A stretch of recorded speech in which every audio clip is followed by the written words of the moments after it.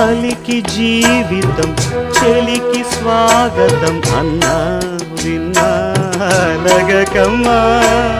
అలిగితే అందం రెట్టింపవుతుందట తెలుసా?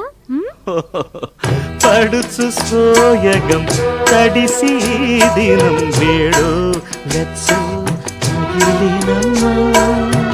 మెరుపు తరంగం మేఘ మృదంగం తాళం వేసే తాకిడిలో చినుకుట పాలకి చిలక చిరాకుగా జావే రాసే జాతరలో వస్తే రావే వానాయమ్మ దోస్తి నాకు వాడేనమ్మా.